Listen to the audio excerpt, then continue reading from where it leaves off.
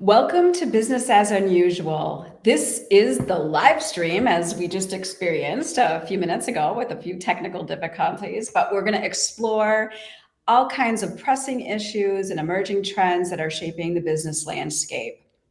So if you have any questions, please feel free to add them to the chat, and I'm going to try and get to all of them today. We even got some advanced questions, so I'm really excited to kick off with that new feature that we introduced this year. I'm Kathy Steele. I am the CEO of Red Caffeine, and I'm your host today.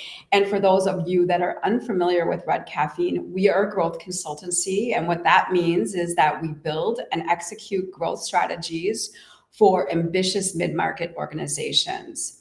And our service offering includes a senior level or C-level marketing leader. And it really helps a team embed in an organization and scale rapidly without hiring a lot of internal resources. So I want to give a little full disclosure today that Kirk Allen, our guest, is a co-member of mine in my Vistage group, and I'm really new to Vistage. So I have been having sort of one-on-one lunches, breakfasts with our crew, and Kirk and I had lunch a few months ago, and I had obviously known a bit about Sloan. I've been a longtime Cubs fan forever, but I left the lunch thinking, I just had lunch with the Dos Equis most interesting man in the world. And he has to be on BAU. And luckily he agreed. He's so gracious to be here today, even though it's a really busy time. So Kirk, we're just about a week away from the spring training, Cubbies 2025. There's so much exciting things going on at Sloan Park as you're getting ready. As I can imagine, I've got a new player to introduce, Kyle Tucker. But today we are going to just talk a little bit about baseball, but we're going to talk a lot about some other B words. We're going to talk a little bit about branding. So more specifically, we're going to talk about brand positioning. We're going to talk about business, family business specifically, and positioning, brand positioning. So, and how that type of strategy with brand partners can really amplify a business in the marketplace.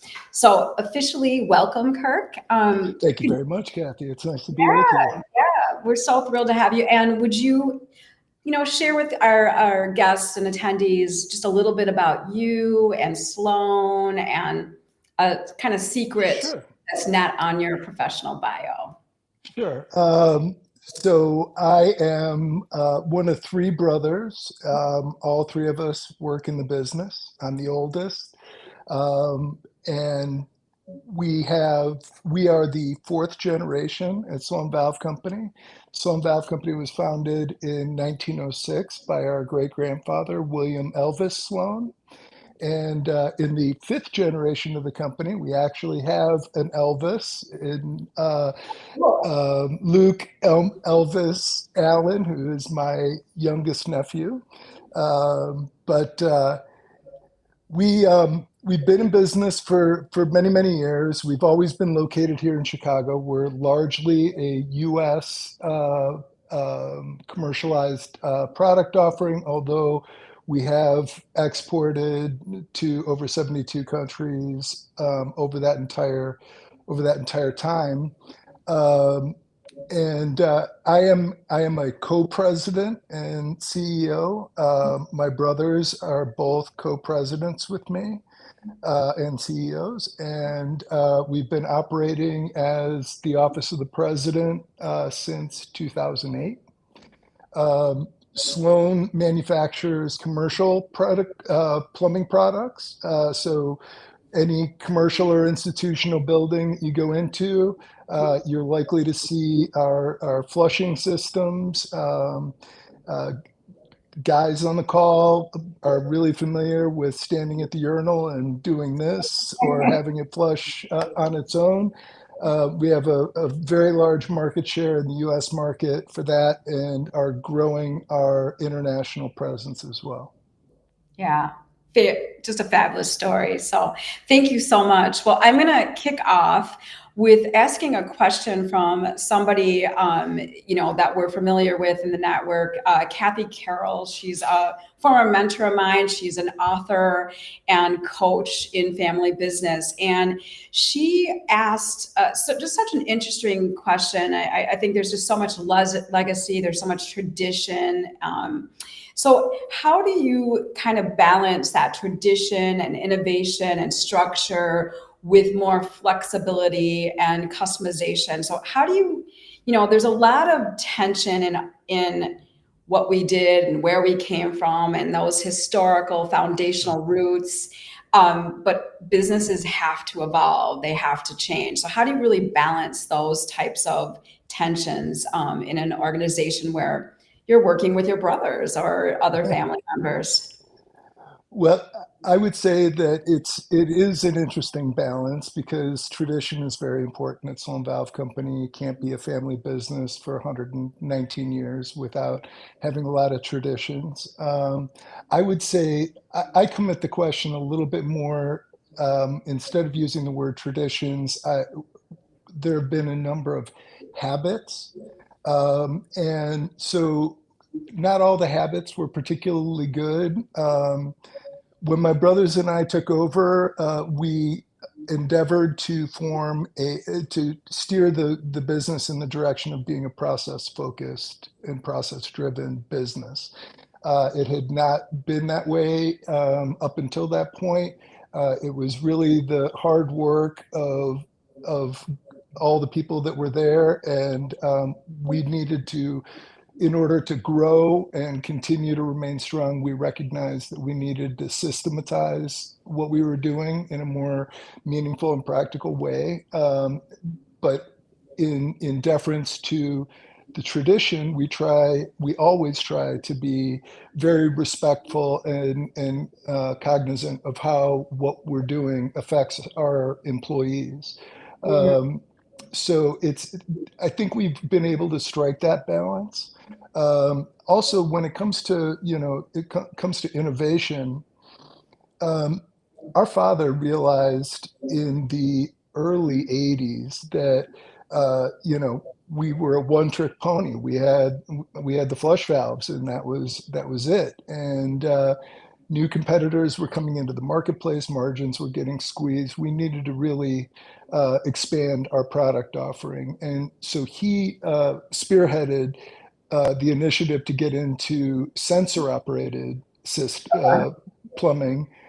So that would be sensor faucets, sensor flush valves, among other things. And that has been really the driving force at Sloan since that point. So, we continue to innovate. We always innovate on our core platform, our traditional platform, but we drive most of our initiatives and innovation into sensor plumbing, the next generation, what's coming down the pike. Yeah, and we had a number of questions. There was Sheila Stafford had asked a question as well about traditional and family-oriented businesses and that striking that balance between tradition and innovation as well. I feel like, when I was looking at your brand overall, where I see it show up a lot is in like social media and places where you're really highlighting, some of the core values of the business beyond what it says on your website, and really demonstrating like dedication and community in some of the initiatives you're doing, both externally with, in the marketplace, but internally as well, and how you celebrate people and, get recognized for your culture and those types of things too. So yeah, kudos. recognizing our employees and valuing who they are and what they bring to the table has always been really important at Sloan. And, that is a tradition that my brothers and I really pride ourselves on carrying forward. Yeah. Well, I mean, it's just I think it's so important, and it feels authentic when you are a family business that there's no two ways around it. You just can't get past that, especially, with the interesting dynamic of your leadership structure. So you talked a little bit about that as you introduced yourself and sort of the structure of this co-presidents or co-CEO. Like honestly, I don't know if I've ever heard this structure prior. I know I've known a couple of people or organizations that are led by two leaders, not three. And frankly, we work with a lot of family businesses, and so I'm really, really interested in how that came about. Like how do you divide and conquer all, good, bad, Sure. ugly.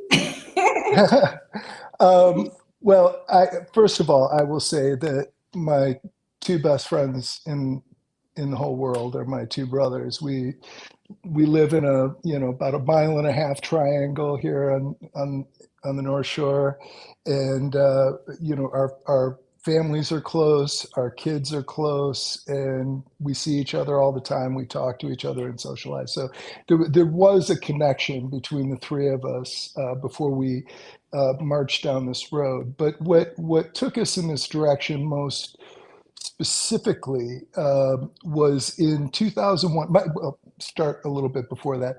My father ran the business for 31 years, and for the greater part of that, he did it hand in hand with his first cousin, Bill Sloan. And now they carry different titles. Bill was an executive vice president, where my dad was the president, but they were very close, and they made decisions together. So we had a good example when it came to that. Okay. In 2001, Bill Sloan passed away from a heart attack, and I was talking with my dad, and I said, "What do I do if you have a grabber when you're pulling up your socks in the morning?" And he says, "Well, you call an emergency meeting of the board of directors and you declare yourself the president." I said, "Okay." So I went and chatted up my wife about it, and she is, really insightful in things like, family dynamics, and she knows exactly when I'm not loving an idea. And she says, "Well, you don't seem too pleased with that." And I said, "Well, I kind of always wanted it that way, but my brothers now are my partners. We own the business in equal proportion, and they're engaged with the business. They're every bit as smart and every bit as talented as I am, and I really didn't want there to be a layer in between us. I wanted us to work as a partnership." She said, "Well, talk to your dad about it." So the next day I talked to dad, and he says, "Well, yeah, okay, that makes sense." He says, "You got a close relationship with the family business practice at Loyola University here in Chicago. Um, why don't you ask them?" So I reached out to the head of the program, and he said, "Oh, amazing timing. We're getting so many inquiries about shared leadership structures, and we've just been wanting to do a project." And amongst their student staff, they engaged a project, and about 3 months later, we got a big, thick binder from them, and it had, the structure, uh, governance, communication plan, conflict resolution. It had a list of a half a dozen other companies that operate with a joint leadership structure that we could reach out to and get their take. And it's been since we took over at such a fabulous time in July of 2008. So, we really had to dig in as a leadership team at that time. But it's really been a fabulous thing for the business. We focus on different things. I sit over sales and marketing. That's been my background my entire professional career. And my brother Jim has, you know, quite a few patents in his name, and he sits over research and development. And my brother Graham is happiest when he's got a wrench in his hand, and he sits over supply chain and operations. We have shared responsibility over the supporting processes, IT, obviously finance. We're all interested in that, and human resources. But it works. It's worked very well for us. Oh my gosh. I love that you shared, just a ton of different resources and how mindful, first of all, like just how brilliant that you went to your father and just kind of pushed back. I know it's super challenging to kind of bring different thinking to the table, and luckily for you, he was just really open and willing to kind of hear you out and really rethink the structure. So it just sounds like you took all the right steps. So Yeah, and at 84 years old, our dad still is chairman of the board, and is one of the greatest resources the company has, as well as an unbelievable mentor for Jim and Graham and me. And he has done an amazing job of. He said at the outset, "Okay, I'm handing this over to you. I reserve the right to question what you're doing, but at the end of the day, it's your decision." And believe it or not, he's lived by it. wow. So it's been really amazing Okay. Well, that's atypical as well. So for sure. I mean, I think about it myself as a business runner. It's difficult to even delegate to, really smart people that you bring onto your team. So I definitely know that, there's so much good that comes from it, but it's not the easiest thing to do. It's easy to say and not always easy Yeah. to action. So I want to like I want to get into the sales and marketing stuff, dying to get in there, but I just wanted to ask a couple of quick things about it. You guys have, it sounds like you've all worked in the business. You've worked in different capacities. I remember you talking about, going into college, and you're like going abroad, and you did some kind of humbling sort of career jumps that kind of set you up. So could you just talk a little bit about like some of those expectations for family members in terms of doing things outside the business, doing things within Sure. the business? Sure. Well, to start with, the first time I worked at Sloan Valve Company, I was 7 years old, operating the switchboard, which was one of those old plug switchboards. That's really I was kind of channeling my inner Lily Tomlin for those who remember that. But then subsequent to that, all through high school, Jim and Graham and I in the summer would work in the factory, and that's a phenomenal experience. And it was, you don't love it when you're in the moment, because your buddies are spinning a whistle, lifeguarding on the beach and stuff like that, and you're up at 5 o'clock to be at the factory for when the whistle blows and everything. But we get to see every aspect of our production process, and that was very informative, very helpful. The only department in the entire company that we've never worked in is final assembly, and that was because our father said, "I'm not paying you to sit in air conditioning." So uh, we got that experience, and then it's our unwritten family rule. If you want to work in the business, you have to get your college degree, and then you have to work outside of the business. Um, and I, being not the smartest of the three, was selling radio in Lake County, mm, and my two brothers were dive instructors in St. Thomas. So wow. that differed quite a bit. Um, Gosh. but after that experience, all three of us, and it was different times. I'm 5 years older than my youngest brother Graham, and after that, when we started getting actively into the business, each of us went to work at one of our independent manufacturers rep offices. And so I was working with our rep in Arizona, Southwestern Mechanical, who's, I'm proud to say, still our rep, and an excellent rep at that, and one that I learned um, more from than I can possibly list. My brother Graham was at our rep in Southern California, and my brother Jim did sometime in New York City and also in Boston. So we got to experience the customer interface and interaction and things like that. After my time doing that, I was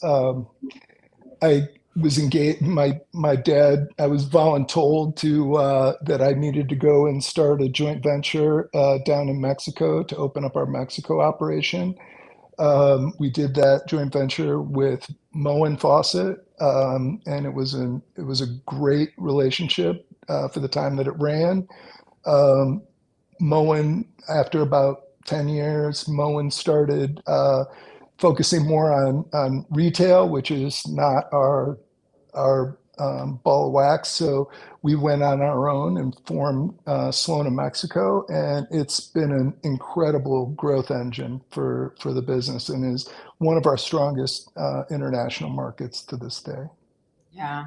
Well, I just love, I think it's really valuable for anyone that's coming up through into a leadership position to do different jobs within an organization, whether it be ops or working on the factory floor, getting into sales and marketing. I mean, you just really don't know until Mhm. you see it firsthand. And it's just such a humbling experience, but just an incredible rich opportunity to learn so much about an organization to do different jobs. So very, Yep, very, very excited. absolutely. Your father was pretty smart. So I all think right, so. let's switch gears and talk about the strategic partnerships, brand amplification. So you've been a partner with the Cubs, the official water efficiency partner with the Cubs for 10 years, right? It's the 10-year Yep, anniversary right now. yep. 10-year anniversary at Sloan Park, correct. Yeah, yes. And I remember, we had season tickets and I remember seeing Sloan branding go up and I'm like, what's going on? This is so interesting. And as things sort of rolled out, I was like, oh my gosh, this is really incredible. So, for those that are not familiar with that experience or how you've partnered, you have been able to take your brand and connect it to the experience in the restrooms at this very iconic park in Chicago, Wrigley Field.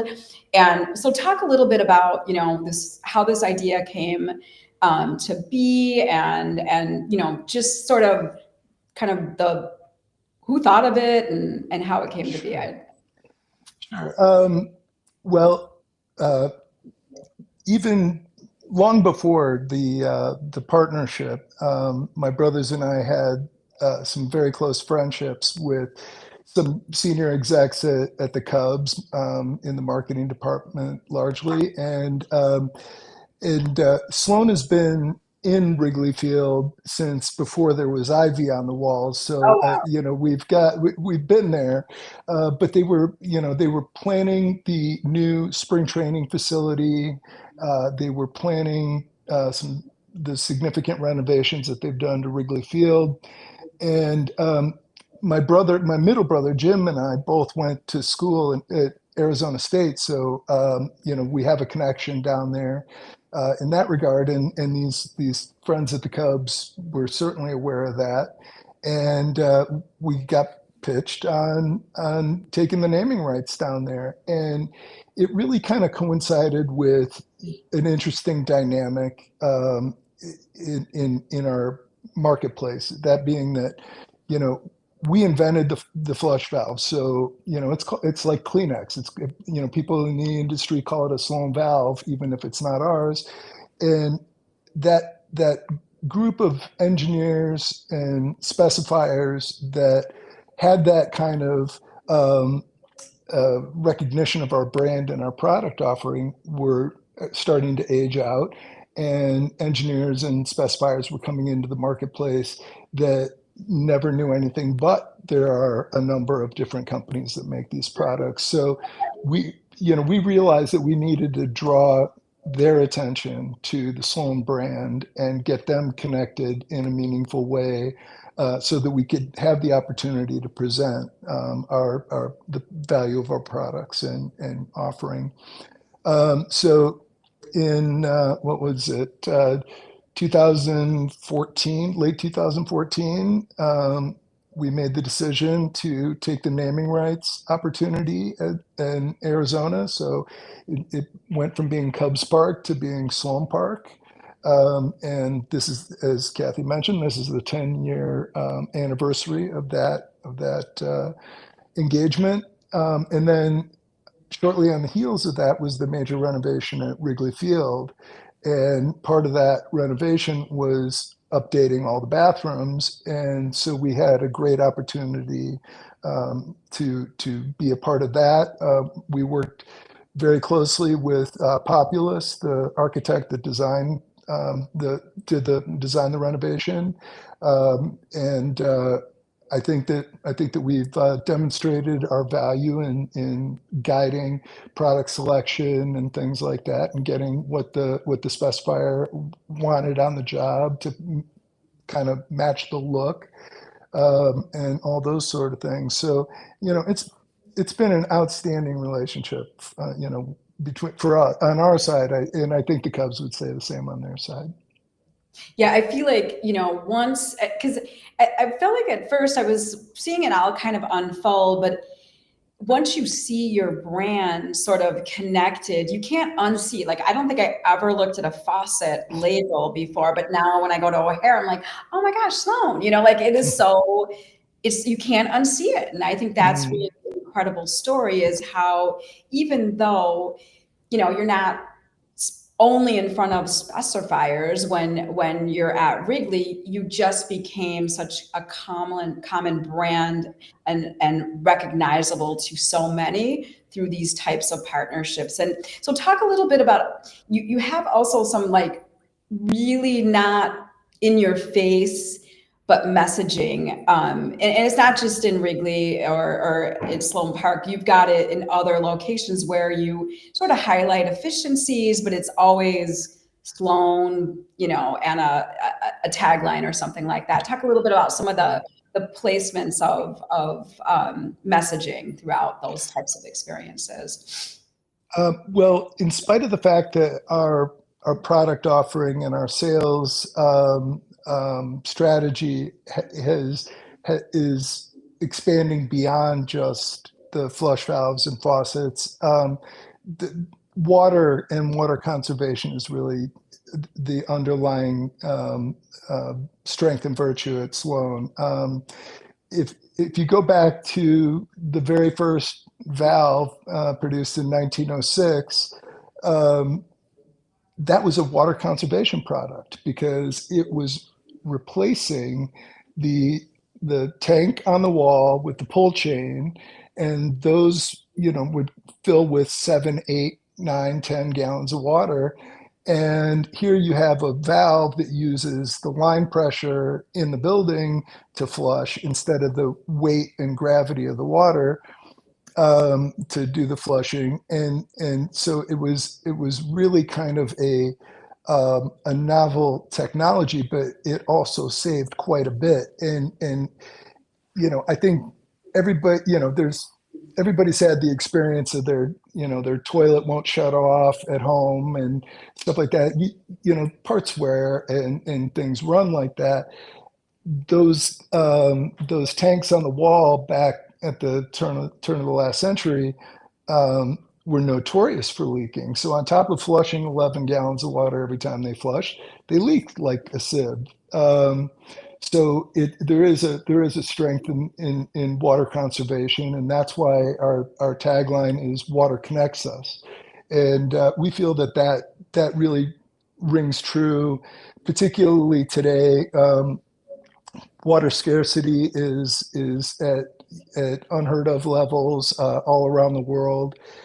including here in the U.S. And we take it as a responsibility to really steward that wherever we have the opportunity. Yeah. Well, I mean, even just knowing that, I forget, there's like a national day where you guys did a little mini promo of a guy, like a paper roll running around. I mean, there's just so many angles where you've been able to kind of team up your product and, making responsible choices, or if, there's no, I think there's just no actual facilities in so many places in the world. And I wouldn't have known that. I wouldn't have had any idea about that if I hadn't seen that public service announcement.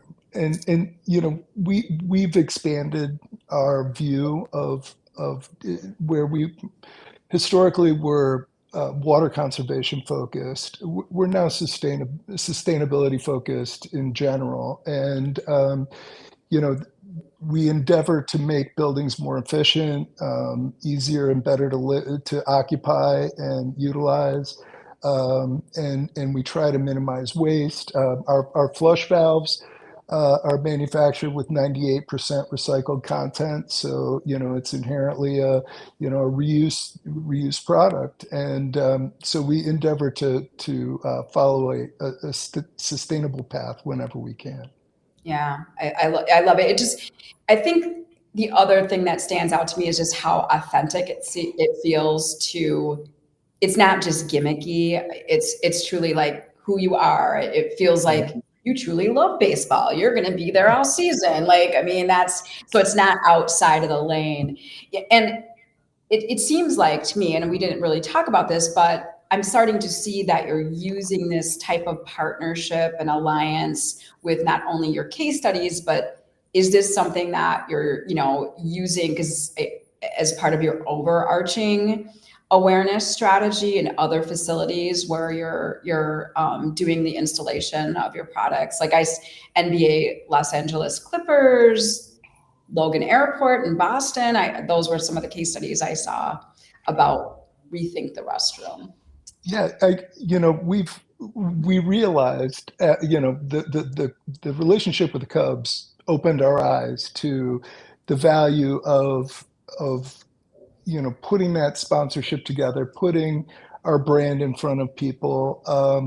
They don't have anything to do when they're in the bathroom, but read our billboard, which is nice. And so we've created a number of sponsorships. You mentioned the Clippers, we have the Clippers, Golden State, Texas Rangers. I mean, there's a bunch of them now, and we really appreciate the opportunity to partner with those great organizations and help them on their journey to conserve water, and appreciate their fans because they recognize it, they pick up on it. I meet people all the time and be like, "Oh, I saw the poster for that at this place or that place," and so it is generating that awareness, the brand awareness, and connecting it with the products in the bathroom, which is nice. Yeah, I mean, like I said, you just can't unsee it. So I'm talk. sorry about that. No, I love it. I love it. I mean, I have a friend that is in bathroom marketing, and I was like, oh my gosh, I had never thought about it. But you got a captive audience that you can take advantage of, and for certain products, it's brilliant. It's a brilliant way to be in front of people. So, what about I was thinking about like business impact. So have there been true, trackable results or ways that you're able to leverage this partnership that are, you're seeing more ROI beyond what or Sure. market? After our first year as a sponsor down at Sloan Park, Tom Ricketts, the owner of the Cubs, asked me if I felt like we were getting value out of the partnership, and I said, "Oh, absolutely." He says, "Really? Tell me about it." And I said, "Well, I mean, I think I got the first 3 years of the contract paid for." He's like, "What are you talking about?" I said, "Well, I got a job that I wouldn't have gotten, and it's a big job, and it's the margin on it is going to allow me to, pay for it. He says, you can actually track it. How do you know you know it? I said, well, purchase orders are usually a good signal, but there we do track our specification rates in a lot of different ways, and it's easy for us to see work that weren't going to get that we have gotten as a result of, particularly of Sloan Park, and that's because we bring quite a few people within our value chain, architects, interior designers, engineers, wholesale distributors, contractors. We bring them down to Sloan Park to enjoy a game, but while we're down there, we have a facility that's a mile away that does all the manufacturing for our fabricated sink division. And so we take them for a tour of that and then bring them to the tailgate and, have some hot dogs and some beers, and then they watch a game, and then maybe we go out for dinner, stuff like that. So it's generated a lot of really good relationships, a lot of really enduring relationships, and has really elevated Sloan's visibility. Yeah, I love it. I love it. So I did get a question, fellow friend marketer Steve Kroll asked, big Cubs fan as well.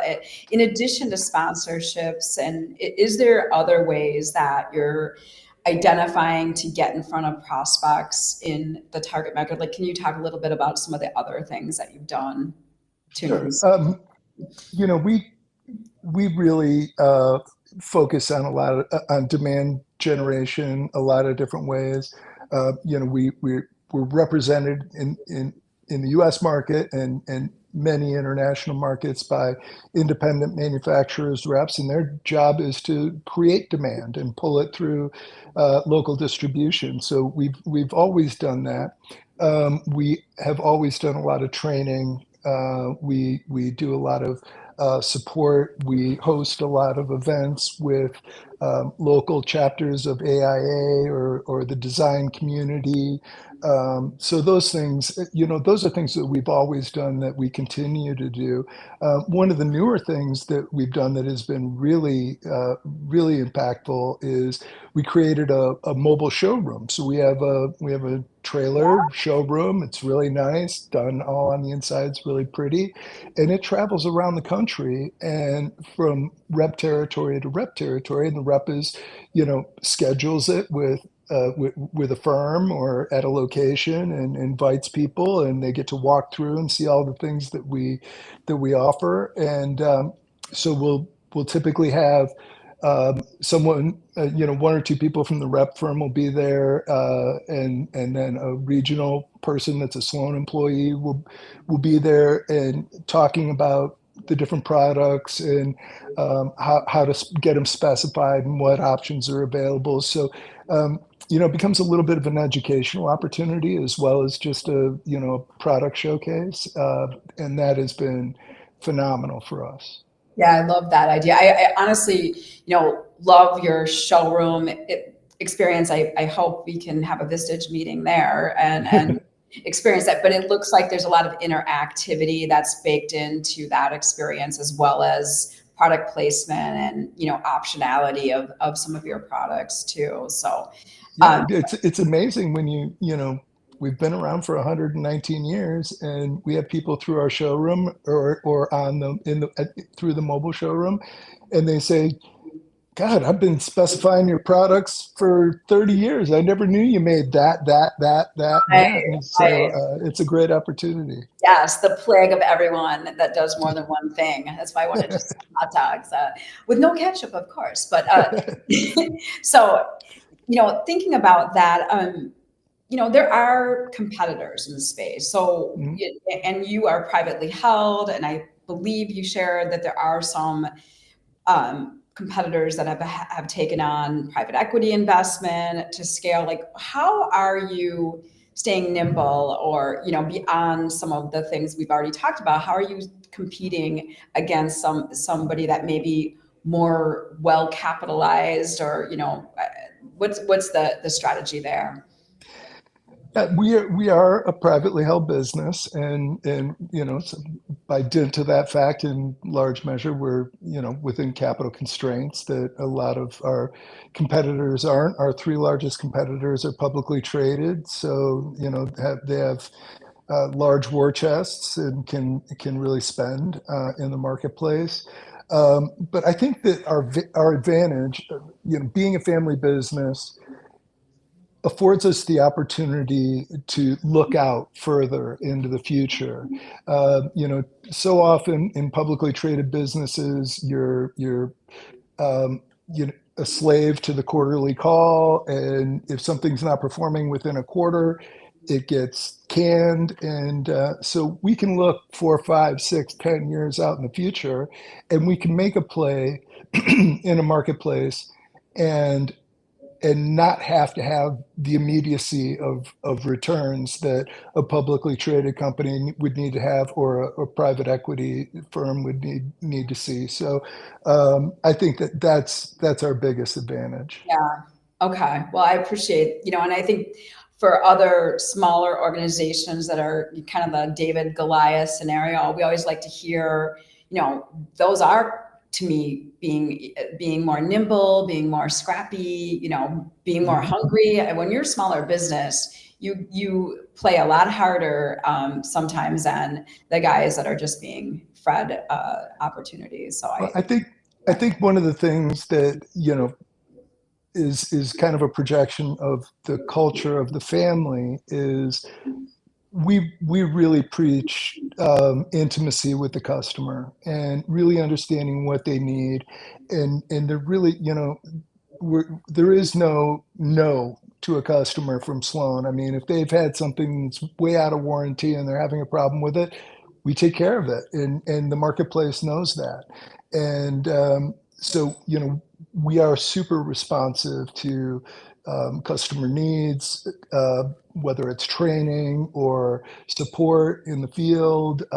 We're constantly trying to iterate designs to be more practical for our customer base, and that's been a big advantage for us. Yeah, I love it. All right, well, let's talk a little bit about international expansion. So you talked about, the fact that nationally, that's really been the bread and butter. Obviously, North America, I would include Mexico and your success in Mexico. Talk a little bit about, how have you gone into new markets internationally? Um, that's a pretty interesting thing, because as I mentioned before, we've been exporting product since the early 1900s all over the world. And it was that was by virtue of the fact that a lot of international projects were being designed here in the United States, and so the specification of the local specifier would be exported to the marketplace. Um, that has limited, viability. It's not a strategy. It's just something, some good fortune. Um, so when we when we really started trying to make a presence in the international marketplace, what we realized was around the world, there are a lot of different standards for our type of product. And so we had to learn about the standards, we had to learn about the customs, and really design products specifically for the market where they would be utilized. And that, for a company our size, that is a lot of work, and takes a lot of doing.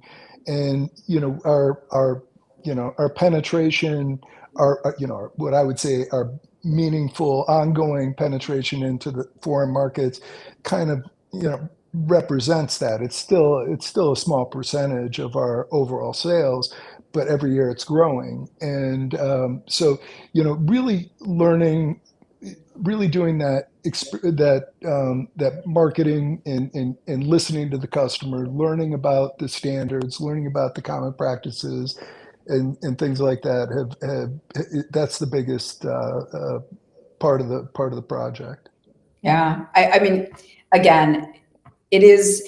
such a market fail, and all like the historic stories about going into market and not doing the work and really understanding the customer, the differences in buying habits or the right language, phrases. I mean, I'm in Mexico, and you're like, you say caliente or picante, and if you use it one way or another, you use it wrong. So there is so much to just understanding the customers that you're, trying to sell to in a geography. And Absolutely. so I think that mindfulness is so important and exciting to Yeah, see an increase in business outside of the state and the brand's visibility. So I'm absolutely. ask, kind of as we're, getting to the final innings of our conversation, I'm going to ask a look back. Dana Kramer, one of our Red Caffeiners, asked a little bit about, mentioning the flushometer, which I think is what you have been most well known for, Absolutely. history. And so what is, being in business, you're going to celebrate like 120 years. Is that next year? Next year. 20 years, that's a lot. What have been some of the most surprising lessons that you've learned as an organization in an industry, as long as you've been in an industry? I think that the thing that has struck me the most is that it has been possible for us in the last 15 years to do a significant pivot in how we market our product and who we market it to. And that's all of that insight is based on a friendship that came out of nowhere between a guy named Randy Gallup and my father. Randy is an architect by education and a product designer and entrepreneur. And he had a small business down in Arizona called Stone and Steel that would make custom sinks, custom bars, custom tables, whatever, out of Corian, Swanstone, finer stones of marble and granite, things like that. And he and my father struck up a friendship, and he said, I think this would be a great fit for Sloan. My dad agreed. We acquired the company. We relocated them to Mesa, and it's been just an unbelievable experience for us. It brought us into the fabricated sink space. It got us into mirrors and a lot of other aesthetic accessories and things like that, and afforded us the opportunity to go in and present our products to interior designers and architects, because before that, you're the flush valve guy. You walk in with your flush valve, and the architect's like, "Yeah, I know what that is. I don't need to talk to you." But when you can walk in and talk to them about Yeah. creating a vision for the space, you've got an opportunity and you've got a chance. And it coincided really well with a change and I'm sure we all have recognized that at one time or another, bathrooms in commercial buildings and institutions used to all be pretty much the same: 2-inch white tile, white ceramic fixtures, gray partitions, horrible lighting, and all of that. And the design community has taken a real interest in restroom design, and so now you see restrooms in public spaces where you can see the spend, you can see the design style, and everything else. So when we made that pivot, the architectural and design community really embraced it, and that to me is an amazing pivot for a company that's been an institutional products company for 100 plus years. Royal Flush Valve's great. It'll outlast your building, and you can drive nails with it. But a work of art, it probably isn't. So that whole initiative has steered us toward focus on the aesthetics of the products that we offer, and that has had a great result. Yeah, I mean that's so interesting. I'm a person that could tell you about the bathrooms in every airport I've been to and ones I hate, and it is so at restaurants they're cold or like. But if you have a great bathroom experience, it's absolutely memorable to me Mhm. as a consumer. So I think that's so interesting, and I agree. I would have not thought about that. So as you're looking ahead, then is there more innovation and leaning into ancillary product categories that really fit sort of elevating that experience and your brand alongside it? Absolutely. We are constant now we see those types of architectural decorative products uh, as part of our um, package, and so we're constantly trying to expand it and improve it, and listen to the design community for what's the hot color, shape, whatever, and incorporate those types of things into our design.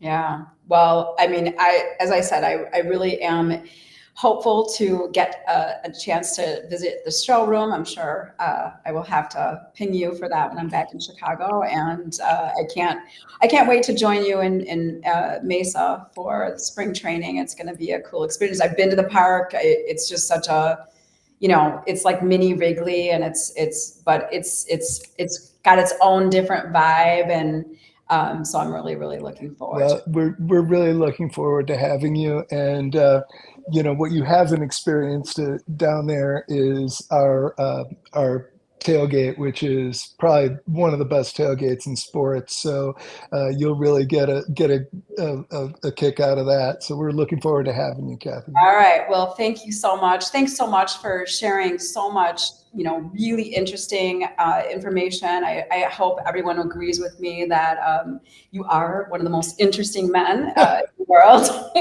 No, I think my husband was a little jealous after I came home from lunch. I'm like, oh my gosh, you did this and this, and it's such an interesting business story. So with that, I'm going to introduce, our sponsors. We always want to make sure that we are recognizing the partners we have. Before I forget, I want to let everybody know if they want to reach out to you and have an additional question. We did put your contact information, your LinkedIn profile out there. So ping Kirk if you've got additional follow-on questions, and put business as unusual in the subject line so he knows where that's coming from. And then our sponsors, M3 Sales Training and HR Source, Source and HR Support for Organizations, the Association for Employers. Always appreciate their support of Business as Unusual and our partnership, and can't wait to have them as guest hosts later in the 2025 series.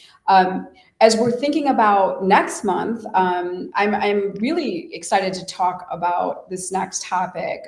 In March, we're going to be talking about ESOPing. And one of our missions at Red Caffeine is to really educate the marketplace on ways to grow their business and optionality as they're thinking about, maybe even exiting or succeeding their business. And there's been a lot of different ways and a lot of highlighting of private equity, but ESOPing is another alternative for succession planning for owners and employees. And our goal is to really level the playing field for owner operated businesses and educate the market to their optionality. So Gary Gray is a former business runner. So he comes from the same place that Kirk and I do, and he knows what it's like to run an organization day to day. And he ESOPed his business, and he became so expert. He started a company called Tenor ESOP Partners to help other organizations, know their options and evaluate it as a succession strategy for their business. So some of the things that we're going to talk talk about is how ESOPing compares to private equity or a family succession strategy or a management buyout strategy. So really kind of talking through the pros and cons of lots of different exit options.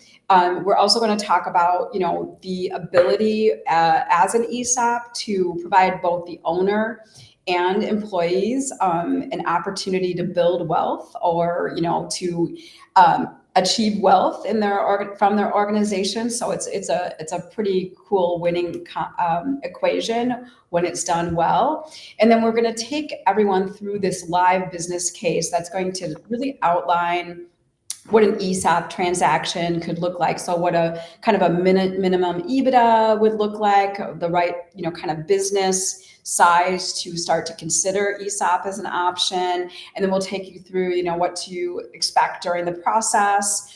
And then, really what to expect following the process. Because I think that's where I've heard most organizational leaders, say that things didn't go as well as they had thought because they just weren't really ready and prepared for what was going to happen next. So Gary is probably one of the most, easy to understand presenters on the topic. And so I'm really excited to bring this topic up next. So as we wrap up, I want to thank you again, Kirk, for joining us today. It was just a pleasure, as always, to talk with you. It was so super easy. I hope you didn't find it too painful. And I really hope our audience took a lot away. I know, not all businesses can afford a partnership with the Cubs, but there is something to really thinking about your brand and how to be positioned differently in your marketplace, and leverage something that's unique and authentic to you to be able to beat out the competition. So I hope that our guests took some takeaways away. And then really until next time, I just want to continue to encourage everyone to challenge the unusual. But thank you, Kirk. I will see you soon. Thank you very much. I appreciate the opportunity. All right.